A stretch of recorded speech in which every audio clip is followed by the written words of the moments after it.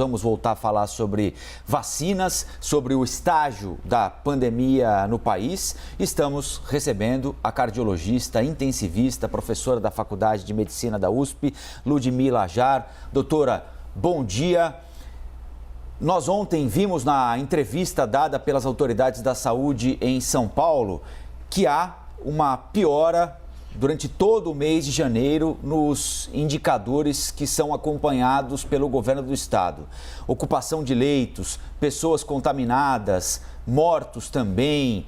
Em quanto tempo nós poderemos sentir o efeito da campanha de vacinação, que a gente espera seja mais maciça a partir de um determinado momento, quando nós pudermos produzir as vacinas aqui no Brasil, nestes indicadores que nos preocupam bastante, né? Porque parecem até piores do que aquele momento mais intenso da pandemia. Bom dia. Bom dia. Esse realmente é um fato que nós temos observado em São Paulo e em outros estados, e o colapso do Amazonas realmente tem chamado a nossa atenção bastante para esse novo pico da doença. A vacina representa para nós um sopro de esperança nesses números, e a vacinação para uma grande proporção de brasileiros, ela tem basicamente dois objetivos. A gente pode dividir objetivos a curto prazo e objetivos a médio e longo prazo. Objetivos a curto prazo: conter a disseminação da doença e reduzir a pressão sobre o sistema de saúde, ou seja, evitar o colapso, diminuir o número de leitos, como você chamou a atenção, diminuir o número de hospitalizações, de necessidade de terapias intensivas. Esse é um objetivo a curto prazo da vacinação. O objetivo a longo prazo é conseguir a chamada imunidade de rebanho, é conseguir de uma maneira quase que definitiva conter a doença. Então, o que a gente espera? Primeiro, que a logística da distribuição das vacinas seja a mais eficiente possível e que em breve a gente consiga realmente vacinar uma grande parcela da população. Quanto tempo vai demorar para que a gente sinta isso imediatamente nos números de hospitalização, no número de infectados? Vai depender da cobertura vacinal. Vamos dar um exemplo. Se dentro de 60, 90 dias nós conseguirmos vacinar a maior parte da população brasileira, é possível que em 4, 5 meses a gente tenha uma redução significante da necessidade do ambiente hospitalar e das hospitalizações. E tem chamado a nossa atenção que muitos pacientes, principalmente hoje vindos do estado do Amazonas, e mesmo que estão sendo tratados localmente, eles têm tido formas graves da doença, com uma necessidade grande de hospitalização e de tratamento intensivo. Isso gera uma pressão sobre o sistema de saúde extremamente grave, que gera consequências sérias à população, porque tem gente que está deixando de ser atendido com a Covid-19, e consequências nas outras doenças, nas doenças cardíacas, no câncer, na necessidade de cirurgias eletivas. Então, o que a gente espera? Uma cobertura vacinal ampla, rápida e eficiente, e em 2, 3 meses após a cobertura vacinal, que a gente já sinta uma redução significante da necessidade do sistema de saúde. Doutora Ludmila, eu quero compartilhar com a senhora uma dúvida que eu vejo muito chegar pelas nossas hashtags, ou seja, é um questionamento que faz parte ainda das pessoas. Muito se pensa, e até tomado por esse sentimento de esperança, que tomei a vacina, estou livre, tudo acabou, posso viver normalmente novamente.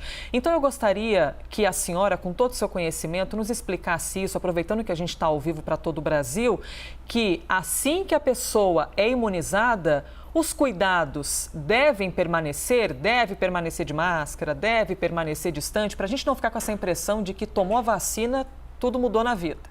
Você está super certa, e isso a gente tem que esclarecer mesmo a população, porque muita gente acha que vacinou, problema resolvido, a pandemia está contida, e não é bem assim. A vacina é uma das armas, possivelmente seja a arma mais poderosa, mas vamos lembrar, ponto número 1, não há vacina 100% eficaz.